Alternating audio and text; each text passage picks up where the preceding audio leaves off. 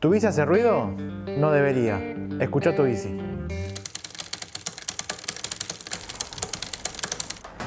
Ruidos en los cambios.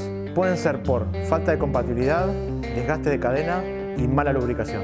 Para alargar la vida útil de un componente, siempre es bueno llevarlo a un control periódico para verificar la correcta lubricación, su compatibilidad, entre otras cuestiones técnicas. Para solucionar estos ruidos, acércate a tu tienda amiga y pedí los componentes y repuestos originales Shimano.